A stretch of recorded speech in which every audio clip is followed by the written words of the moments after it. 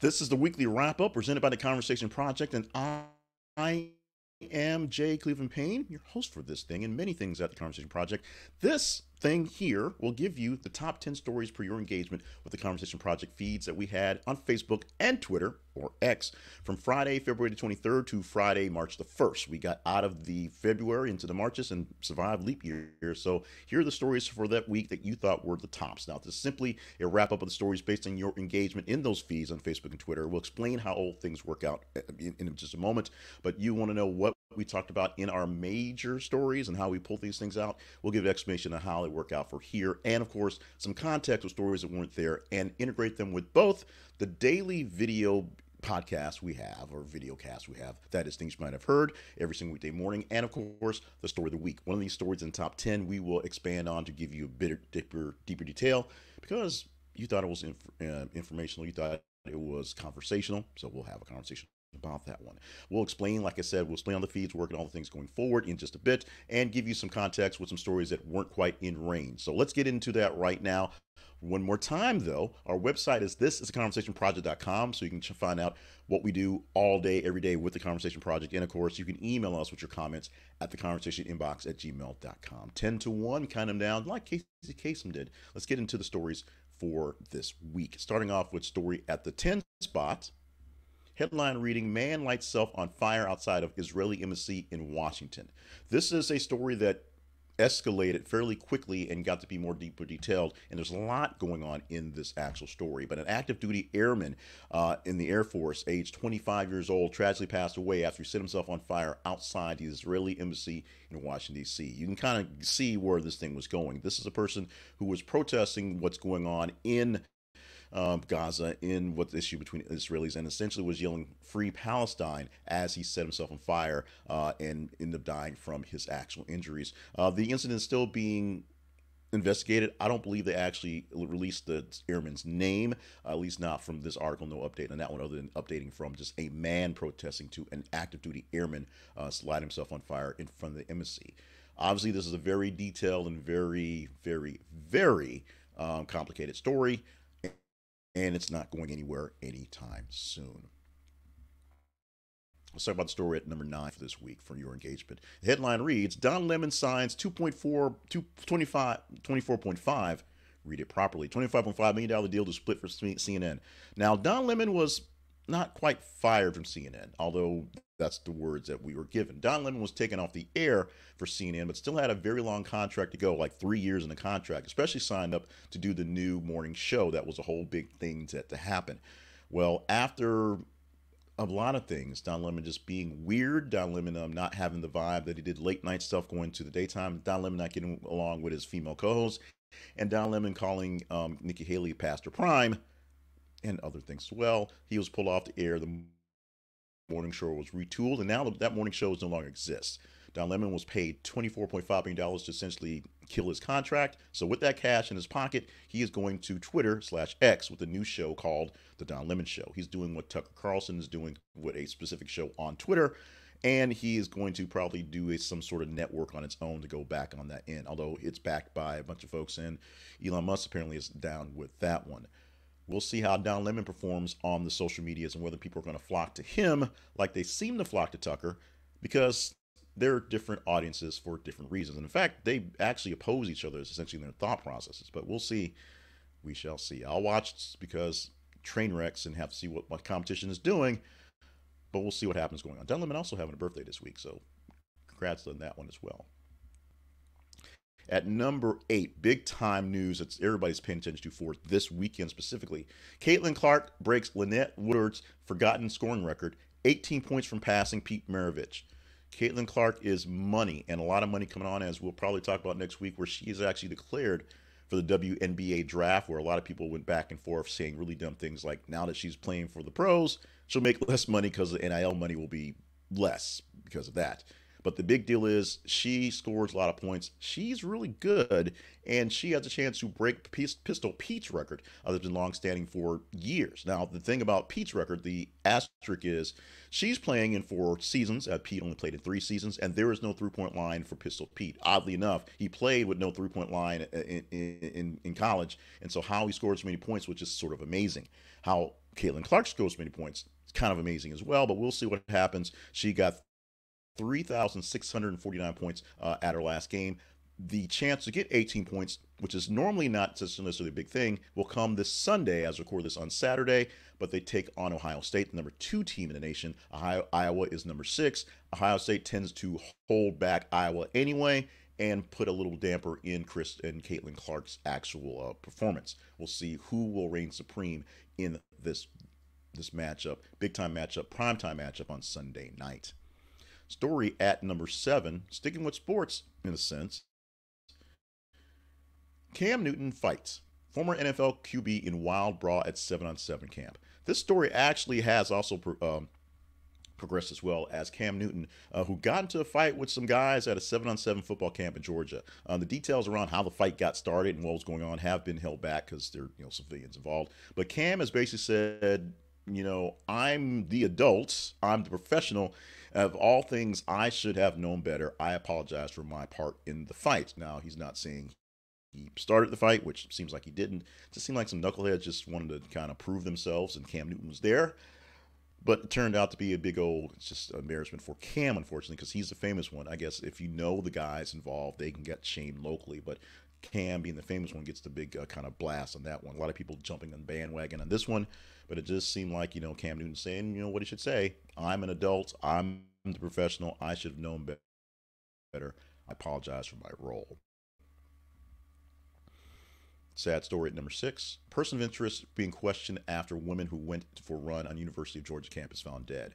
That person of interest was arrested. A person has been charged. It is an ongoing thing.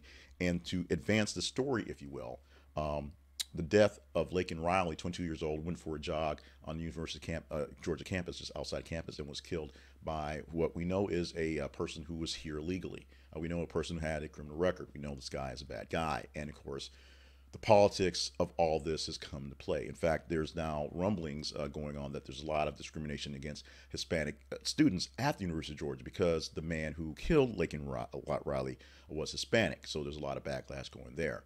This is a story that is not going away because the story itself needs to be told, needs to be played out. This is a story in a larger sense that does not go away because racism and things like that.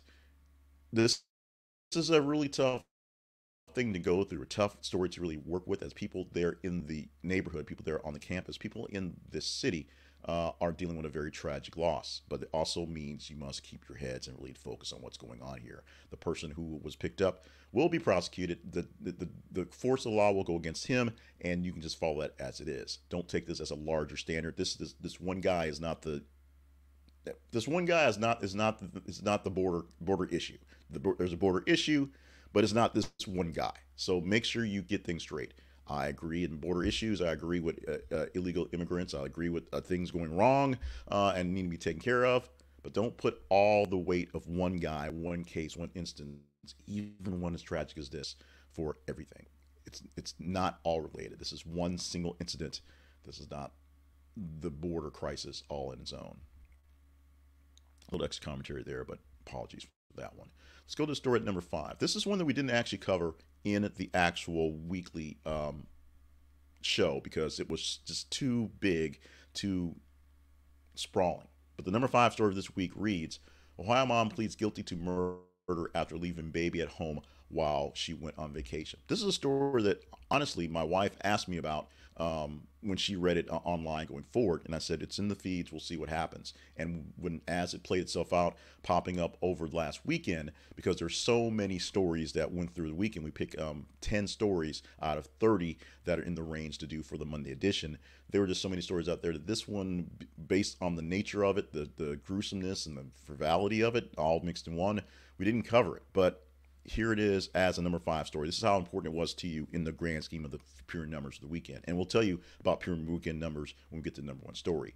Christelle Candanero, she's an Ohio mother who pleaded guilty to murder charges after she left her 16-month-old daughter, Jalen, at home when going on vacation. She literally left her baby at home and just went out on, just went hanging out. The toddler's death is due to extreme dehydration, as you expect. No nourishment going on there. It's a very hard and shocking story to deal with. It's very hard to think someone would do this. Unfortunately, This is an isolated incident as well, but it happens way too often where every so often we'll hear a story about a mother, a father, a set of parents who will leave a child for an extended period of time and something happens. Mostly it's something like a woman goes to a bar, not picking on women, but a woman goes out for the night and leaves the baby and something happens. This is a woman goes on extended days for vacation and just left her daughter there. It's hard to just kind of fathom. It happened. It happens, and this will be taken care of as well. Number four story is a reoccurring deal that we're still sort of scratching our heads with. But Al Pacino, 83, and Noor Afala, 30, go on first date night in months since settling custody battle. This is not the picture of them on their date night, because the date night, we had a picture of them when we covered this for the Things You Might Have Heard podcast in the morning, and they're both dressed in black, they're both looking nice and dapper, and I guess it's easy to get a babysitter when you're paying a whole bunch of child support, and that's what happened. There just is no actual fight over custody, over paternity. Actually, fight over custody because Noor wanted full custody of the child, which she got because Pacino's 83 years old and does his thing. They are still dating. They're still a couple. They're still very much together. They never really broke up.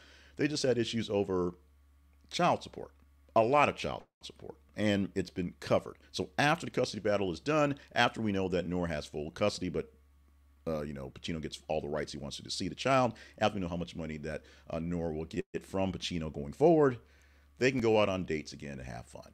And it's easy to pay the babysitter because they both have the cash. Being rich and famous has its perks, and of course, has its penalties. At number three, the perks and penalties of being on display as a Major League Baseball player are literally on display as players are missed. MLB players are miffed, that's what the headline says, at sports news see-through pants relaying concerns to league. Now, the makers of the pants aren't taking any blame for it. And the league is like, well, we contracted out for these new uniforms, so they're there. But they are meant to improve your mobility by 25%. Easy to move around in, but they are in a thinner sort of fabric, which if you're looking at the video right now, you'll see pictures of the Dodgers uniforms, and you can see pictures of their underwears and their packages that can be seen through the pants. Major League Baseball players aren't thrilled about this. So they're trying to figure out what they can do going forward. Also, great things. They dry 28% faster. That's awesome because the fabric is great. But you can see through them. They're visible. You can see. It's all there. We're going to see if this will be fixed. No, it won't anytime soon. Probably not. But right now, spring training is going on and people are showing off what their stuff. It's a lot more guys showing off their stuff in Arizona and in Florida right now. It is what it is. The number two story this week, and it seems like it's forever because it happened, last Saturday. But Shane Gillis returns to Saturday Night Live and bombs opening monologue. This is a story I had a lot of fun with when we presented on Monday for Things You Might Have Heard, because I watched the clip of the monologue. It was terrible, and since if you had no idea who he was, you left the monologue having no idea who he was. Just know he was telling some crass jokes. And there were the laughs and the snickers that were there because you're in the room that kind of happens. And more people were sort of laughing at the thing as opposed to laughing with him. But it was terrible. I didn't get to see the whole episode of Saturday Night Live last week. I just saw this skit I saw one skit and this monologue because I heard on the twits just how bad they were, just to see what was going on.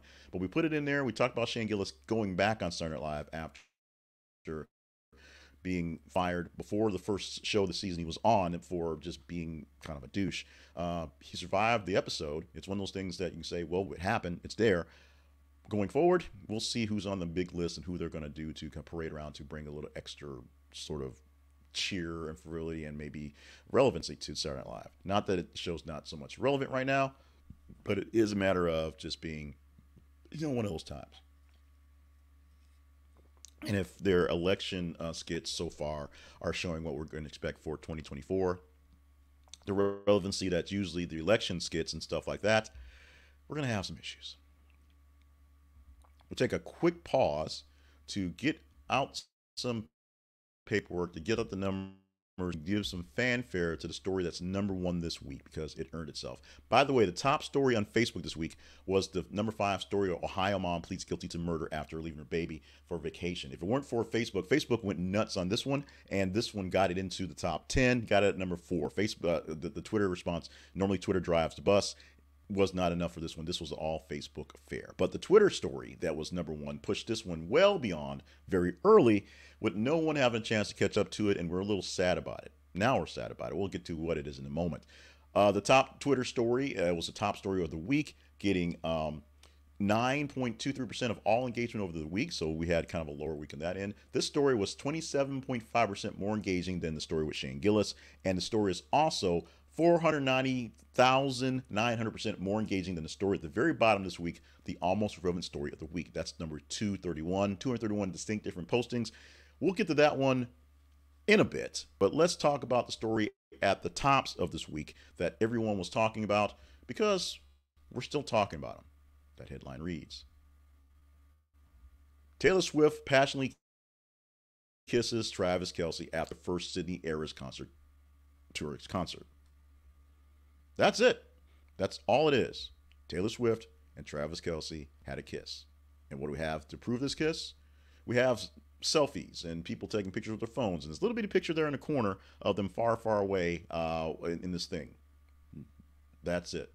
We put up Travis Kelce and we put up Taylor Swift, and you guys jumped on it and no one could catch it. So hopefully we'll die down some of the Swifty Kelce sort of love or overlove going forward, because as cute as it is, it gets a little old sometimes. We want to cover other things. But that's your top story this week. It is Travis Kelce and Taylor Swift had a kiss at a concert.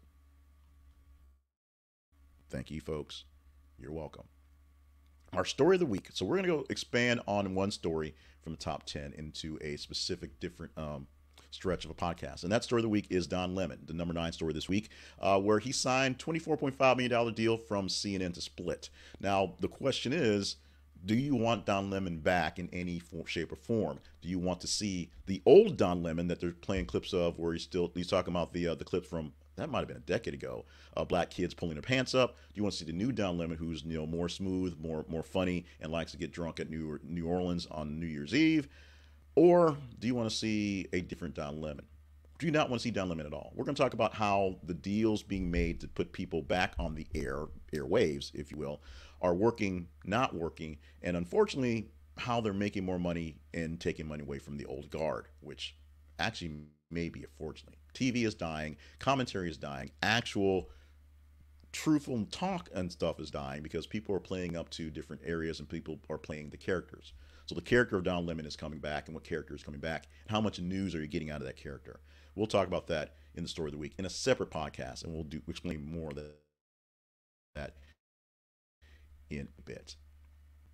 Take a slight break from the news. We'll get to the almost rans and the almost relevant story of the week in just a bit. But first, let's take a moment to talk about our spotlight sponsor for this program here, and that is Ground News. We want to talk about Ground News as much as possible because this is a news program. You're watching a recap of the news, and you want to get good news, better news, or in this case, news that other people are talking about. Ground News is your key to doing that. This is an app that aggregates news stories, much like we do, but aggregates news stories and tells you who's talking about them. If you're talking about the Taylor Swift story, you can go there and look for the Taylor Swift story and see how Republicans and Democrats are covering it. Why is that important? Probably not as much as you think it is, but it's probably more important for stories that are a bit more controversial, a bit more detailed, more like the story of the death of the University of Georgia student. Who's covering it, how they're covering it, and why they're covering it. And there's issues where you can hit the blind spot button, where you can see stories where it's being mostly covered by a conservative bent or mostly covered by a liberal bent going forward, and the mix going forward, and who exactly is doing it and how. This is a great app to check out if you are a news junkie. This is a great app to check out if you just want to get quick cuts of what's going on that are conversational, if you will.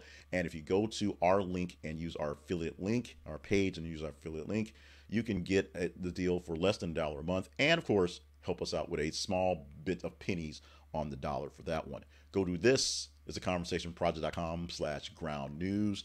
This is a conversationproject.com/ground news. As I say, this is an affiliate link. So as you click this link and you use this link to pay for the app, we get a small commission for you getting into it. And trust me, once you get into it, you won't know what you've been missing. You get a chance to see who's covering what and how, and get the skinny on how things are being fairly covered, unfairly covered, in some cases blown out of proportion because it looks good for one side and just doesn't seem like it's a reality for another side.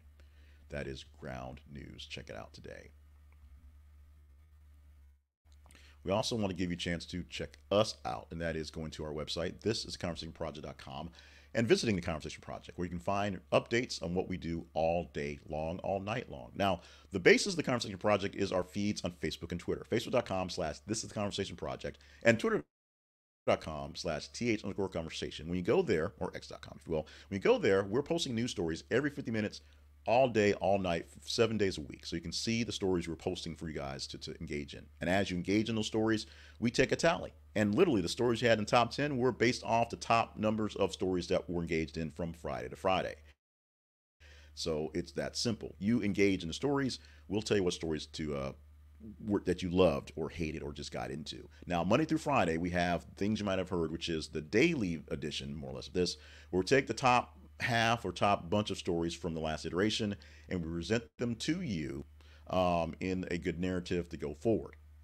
So on Mondays, we'll give you 10 stories from top 30 stories of the weekend, about 90 stories overall. From Tuesday through Friday, we'll give you 8 stories from top 15 from basically 30 stories in the day to get you through the week. And then here we give you top 10 stories per pure engagement based on what's going on.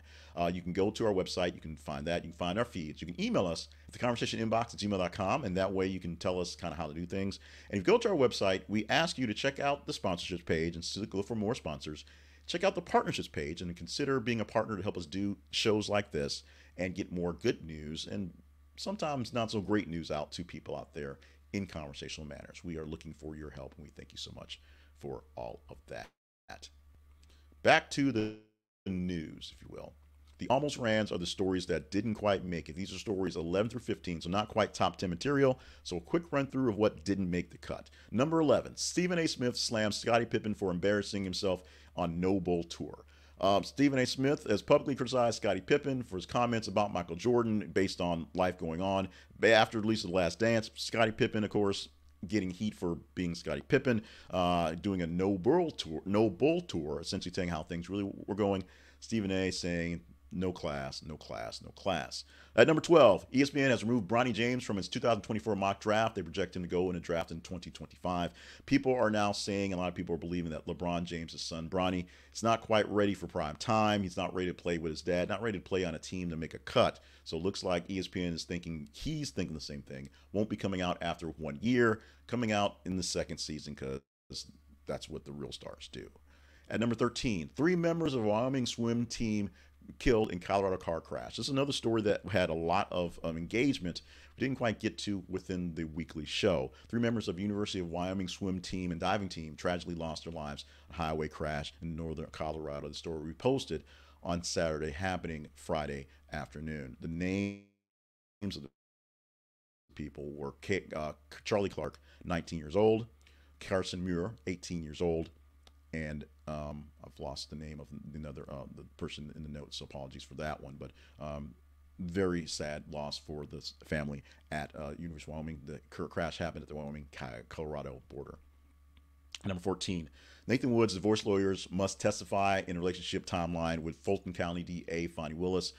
This happened, and it was as anticlimactic as you would think.